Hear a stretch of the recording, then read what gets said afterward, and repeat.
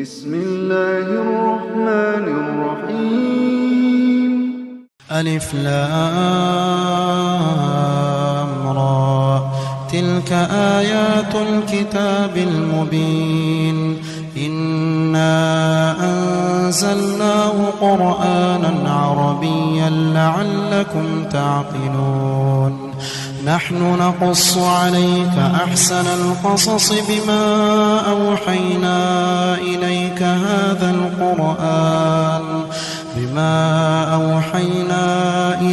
هذا القرآن وإن كنت من قبله لمن الغافلين. إذ قال يوسف لأبيه يا أبت إني رأيت 11 كوكبا والشمس والقمر رأيتهم لي ساجدين.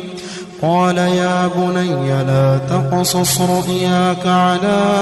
إخوتك فيكيدوا لك كيدا، إن الشيطان للإنسان عدو مبين. وكذلك يجتبيك ربك ويعلمك من تأويل الأحاديث ويتم نعمته عليك وعلى آل يعقوب كما أتمها على أبويك من قبل إبراهيم وإسحاق إن ربك عليم حكيم. لقد كان في يوسف وإخوته آيات للسائلين،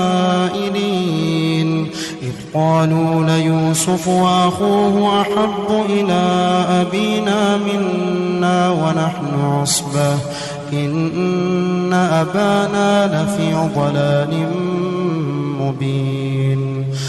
اقتلوا يوسف أو اطرحوه أرضا يخل لكم وجه أبيكم وتكونوا من بعده قوما صالحين. قال قائل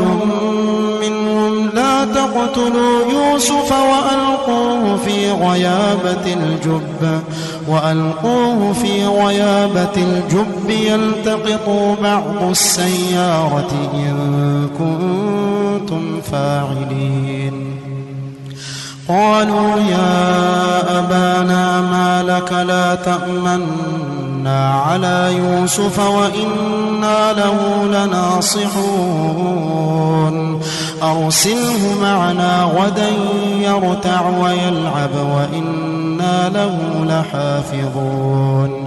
قال إني ليحزنني أن تذهبوا به وأخاف أن يأكله الذئب وأنتم عنه غافلون. قالوا لئن أكله الذئب ونحن عصبة إنا إذا لخاسرون. فلما ذهبوا به وأجمعوا أن يجعلوه في غيابة الجب وأوحينا إليه لتنبئنهم بأمرهم هذا وهم لا يشعرون. وجاءوا أباهم عشاء يبكون. قالوا يا أبانا إنا ذهبنا نستبق وتركنا يوسف عند متاعنا فأكله الذئب وما أنت بمؤمن لنا ولو كنا صادقين. وجاءوا على قميصه بدم كذب قال بل سولت لكم أنفسكم أمرا صبر جميل والله المستعان على ما تصفون. وجاءت سيارة فأرسلوا واردهم فأدلى دلوه قال يا بشرى هذا غلام وأسروه بضاعة والله عليم بما يعملون. وشروا بثمن بخس دراهم معدودة وكانوا فيه من الزاهدين. وقال الذي اشتراه من مصر لامرأته أكرمي مثواه عسى أن ينفعنا أو نتخذه ولدا. وكذلك مكنا ليوسف في الأرض ولنعلمه من تأويل الأحاديث والله غالب على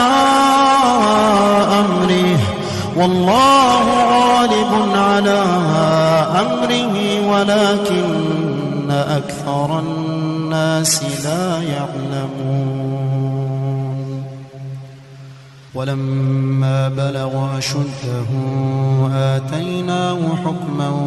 وعلما وكذلك نجزي المحسنين. وراودته التي هو في بيتها عن نفسه وغلقت الأبواب وقالت هيت لك قال معاذ الله إنه ربي أحسن مثواي إنه لا يفلح الظالمون. ولقد همت به وهم بها لولا أن رأى برهان ربه كذلك لنصرف عنه السوء والفحشاء إنه من عبادنا المخلصين. واستبق الباب وقدت قميصه من دبر وألف يا سيدها لدى الباب. قالت ما جزاء من أراد بأهلك سوءا إلا أن يسجن أو عذاب أليم. قال هي راودتني عن نفسي وشهد شاهد من أهلها إن كان قميصه قد من قبل فصدقت وهو من الكاذبين. وإن كان قميصه قد من دبر فكذبت وهو من الصادقين. فلما رأى قميصه قد من دبر قال إنه من كيدكن إن كيدكن عظيم. يوسف أعرض عن هذا واستغفري لذنبك إنك كنت من الخاطئين. وقال نسوة في المدينة امرأة العزيز تراود فتاها عن نفسه قد شغفها حبا إنا لنراها في ضلال مبين. فلما سمعت بمكرهن أرسلت إليهن وأعتدت لهن متكأ وآتت كل واحدة منهن سكينا وقالت اخرج عليهن. فلما رأينه أكبرنه وقطعن أيديهن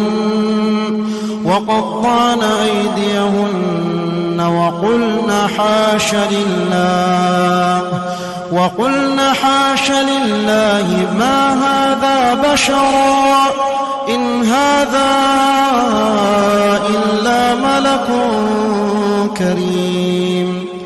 قالت فذلكن الذي لمتنني فيه ولقد راودته عن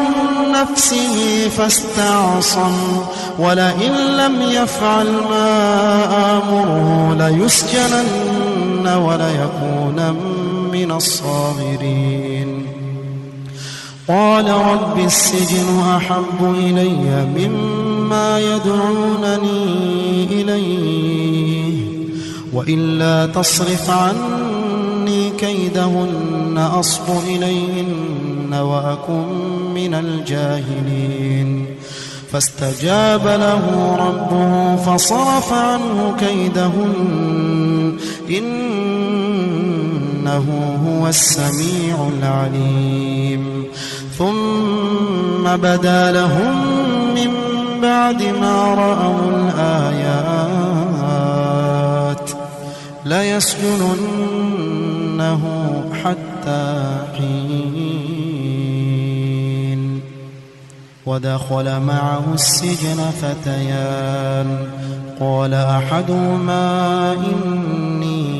أراني أعصر خمرا وقال الآخر إني أراني أحمل فوق رأسي خبزا تأكل الطير منه نبئنا بتأويله إنا نراك من المحسنين قال لا يأتيكما طعام ترزقانه إلا نبأتكما بتأويله قبل أن يأتيكما ذلكما مما علمني ربي إني تركت ملة قوم لا يؤمنون بالله وهم بالآخرة هم كافرون واتبعت ملة آبائي إبراهيم وإسحاق ويعقوب ما كان لنا أن نشرك بالله من شيء ذلك من فضل الله علينا وعلى الناس ولكن أكثر الناس لا يشكرون يا صاحبي السجن أأرباب متفرقون خير أم الله الواحد القهار ما تعبدون من دونه إلا أسماء سميتموها أنتم وآباؤكم ما أنزل الله بها من سلطان إن الحكم إلا لله أمر ألا تعبدوا إلا إياه ذلك الدين القيم ولكن أكثر الناس لا يعلمون يا صاحبي السجن أما أحدكما فيسقي ربه خمرا وأما الآخر فيصلب فتأكل الطير من رأسه قضي الأمر الذي فيه تستفتيان وقال للذي ظن أنه ناج منهما اذكرني عند ربك فأنساه الشيطان ذكر ربه فلبث في السجن بضع سنين وقال الملك إني أرى 7 بقرات سمان يأكلهن 7 عجاف و7 سنبلات خضر وأخر يابسات يا أيها الملأ أفتوني في رؤياي إن كنتم للرؤيا تعبرون قالوا أضغاث أحلام وما نحن بتأويل الأحلام بعالمين وقال الذي نجا منهما وادكر بعد أمة أنا أنبئكم بتأويله فأرسلون يوسف أيها الصديق أفتنا في 7 بقرات سمان يأكلون 7 عجاف و7 سنبلات خضر وأخر يابسات لعلي أرجع إلى الناس لعلهم يعلمون قال تزرعون 7 سنين دأبا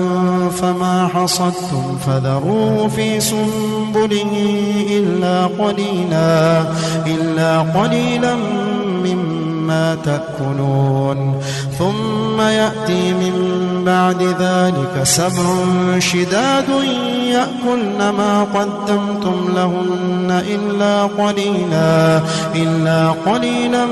مما تحصنون ثم يأتي من بعد ذلك عام فيه يغاث الناس وفيه يعصرون وقال الملك ائتوني به فلما جاءه الرسول قال ارجع إلى ربك فاسأله ما بال النسوة اللاتي قطعن أيديهن إن ربي بكيدهن عليم قال ما خطبكن إذ راوتن يوسف عن نفسه قلنا حاش لله ما علمنا عليه من سوء قالت امرأة العزيز الآن حصحص الحق أنا راودته عن نفسه وإنه لمن الصادقين ذلك ليعلم أني لم أخنه بالغيب وأن الله لا يهدي كيد الخائنين وما أبرئ نفسي إن النفس لأمارة بالسوء إلا ما رحم ربي إن ربي غفور رحيم وقال الملك ائتوني به أستخلصه لنفسي فلما كلمه قال إنك اليوم لدينا مكين أمين قال اجعلني على خزائن الأرض إني حفيظ عليم وكذلك مكنا ليوسف في الأرض يتبوأ منها حيث يشاء نصيب برحمتنا من نشاء ولا نضيع أجر المحسنين ولأجر الآخرة خير للذين آمنوا وكانوا يتقون وجاء إخوة يوسف فدخلوا عليه فعرفهم وهم له منكرون ولما جهزهم بجهازهم قال ائتوني بأخ لكم من أبيكم ألا ترون أني أوفي الكيل وأنا خير المنزلين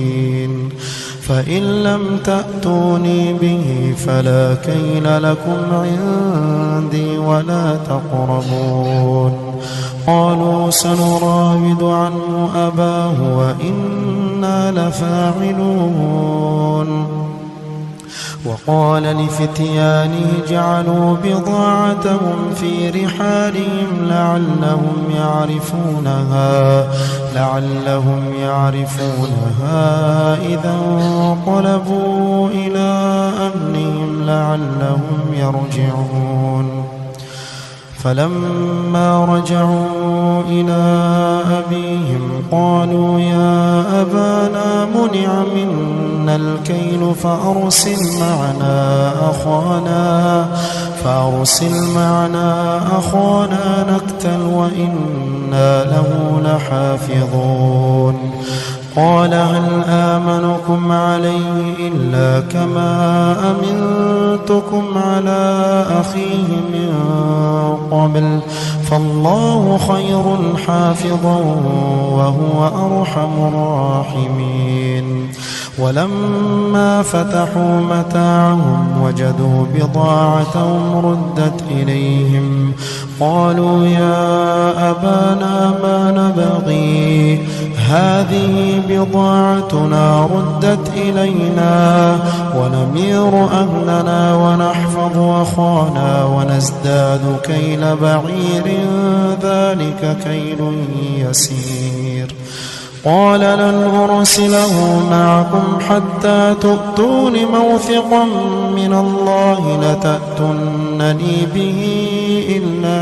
أن يحاط بكم فلما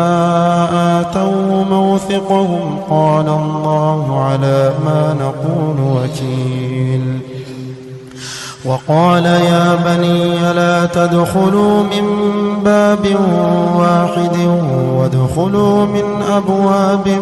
متفرقة وما أغني عنكم من الله من شيء إن الحكم إلا لله عليه توكلت وعليه فليتوكل المتوكلون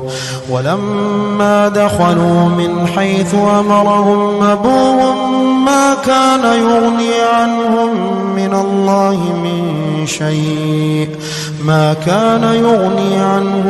من الله من شيء إلا حاجة في نفس يعقوب قضاها وإنه لذو علم لما علمناه ولكن أكثر الناس لا يعلمون ولما دخلوا على يوسف آوى إليه أخاه قال إني أنا أخوك فلا تبتئس بما كانوا يعملون فلما جهزهم بجهازهم جعل السقاية في رحل أخيه ثم أذن مؤذن أيتها العير إنكم لسارقون قالوا وأقبلوا عليهم ماذا تفقدون قالوا نفقد صواع الملك ولمن جاء به حمل بعير وأنا به زعيم قالوا تالله لقد علمتم ما جئنا لنفسد في الأرض وما كنا سارقين قالوا فما جزاؤه إن كنتم كاذبين قالوا جزاؤه من وجد في رحله فهو جزاؤه كذلك نجزي الظالمين فبدأ بأوعيتهم قبل وعاء أخيه ثم استخرجها من وعاء أخيه كذلك كدنا ليوسف ما كان ليأخذ أخاه في دين الملك إلا أن يشاء الله نرفع درجات من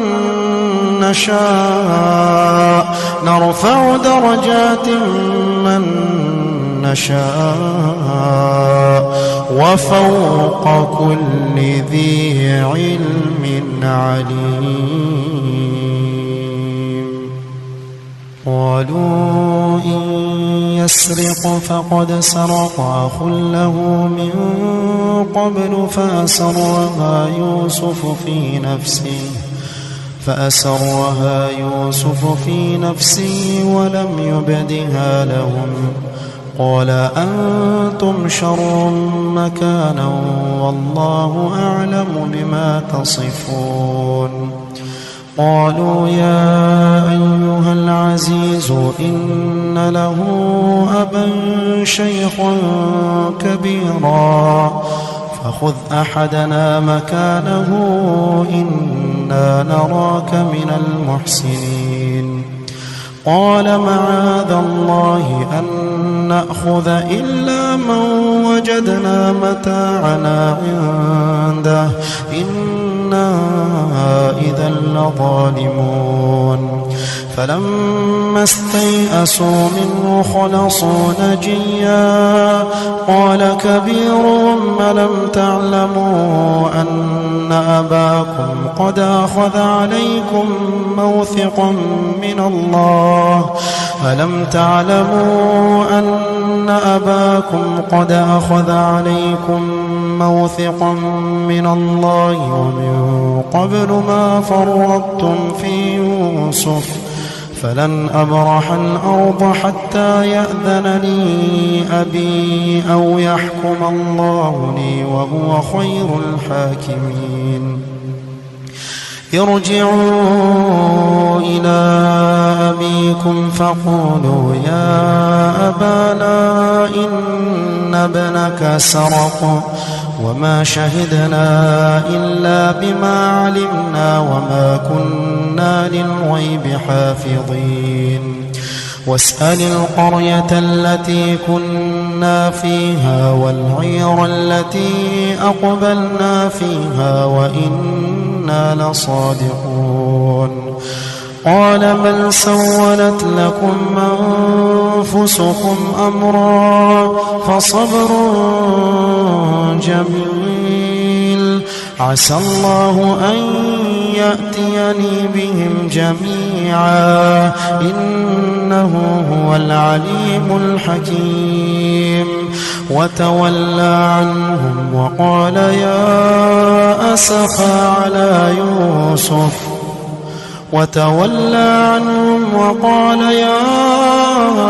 أسفا على يوسف وابيضت عيناه من الحزن فهو كظيم قالوا تالله تفتأ تذكر يوسف حتى تكون حرضا أو تكون من الهالكين قال إنما أشكو بثي وحزني إلى الله قال إنما أشكو بثي وحزني إلى الله وأعلم من الله ما لا تعلمون يا بني اذهبوا فتحسسوا من يوسف وأخيه ولا تيأسوا من روح الله إنه لا ييأس من روح الله إلا القوم الكافرون فلما دخلوا عليه قالوا يا أيها العزيز مسنا وأهلنا الضر وجئنا ببضاعة مزجاة فأوف لنا الكيل وتصدق علينا إن الله يجزي المتصدقين قال هل علمتم ما فعلتم بيوسف وأخيه إذ أنتم جاهلون قالوا أئنك لأنت يوسف قال أنا يوسف وهذا أخي قد من الله علينا إنه من يتق ويصبر فإن الله لا يضيع أجر المحسنين قالوا تالله لقد آثرك الله علينا وإن كنا لخاطئين قال لا تثريب عليكم اليوم يغفر الله لكم يغفر الله لكم وهو أرحم الراحمين. اذهبوا بقميصي هذا فألقوه على وجه أبي يأت بصيرا وأتوني بأهلكم أجمعين. ولما فصلت العير قال أبوهم إني لأجد ريح يوسف لولا أن تفندون. قالوا تالله إنك لفي ضلالك القديم. فلما أن جاء البشير ألقاه على وجهه فارتد بصيرا قال ألم أقل لكم إني أعلم من الله ما لا تعلمون. قالوا يا أبانا استغفر لنا ذنوبنا إنا كنا خاطئين. قال سوف أستغفر لكم ربي إنه هو الغفور الرحيم. فلما دخلوا على يوسف آوى إليه أبويه وقال ادخلوا مصر إن شاء الله آمنين. ورفع أبويه على العرش وخروا له سجدا وقال يا أبت هذا تأويل رؤياي من قبل قد جعل ربي حقا وقد أحسن بي إذ أخرجني من السجن وجاء بكم من البدو من بعد أن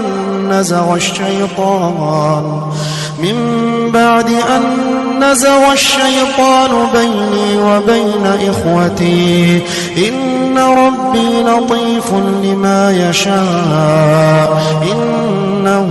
هو العليم الحكيم. رب قد آتيتني من الملك وعلمتني من تأويل الأحاديث فاطر السماوات والأرض أنت ولي في الدنيا والآخرة توفني مسلما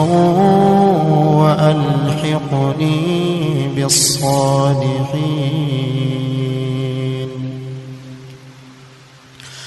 رب قد آتيتني من الملك وعلمتني من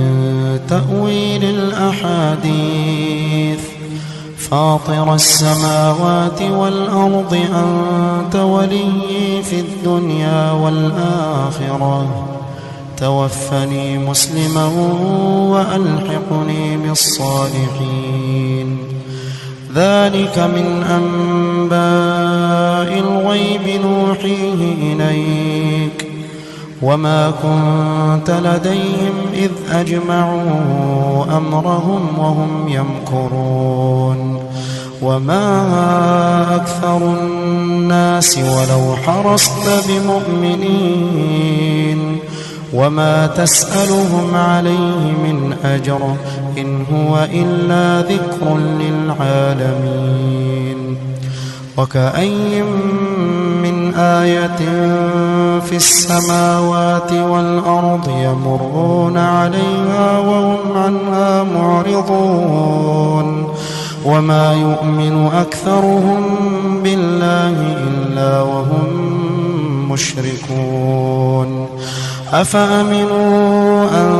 تأتيهم غاشية من عذاب الله أو تأتيهم الساعة بغتة وهم لا يشعرون. قل هذه سبيلي أدعو إلى الله على بصيرة أنا ومن اتبعني وسبحان الله وما أنا من المشركين. وما أرسلنا من قبلك إلا رجالا نوحي إليهم من أهل القرى أفلم يسيروا في الأرض فينظروا كيف كان عاقبة الذين من قبلهم ولدار الآخرة خير للذين اتقوا أفلا تعقلون حتى إذا استيأس الرسل وظنوا أنهم قد كذبوا جاءهم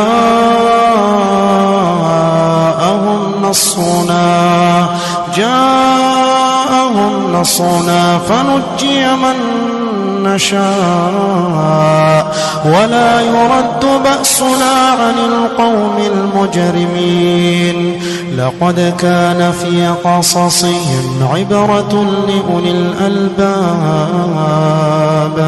ما كان حديثا يفترى ولكن تصديق الذي بين يديه وتفصيل كل شيء وهدى ورحمة لقوم يؤمنون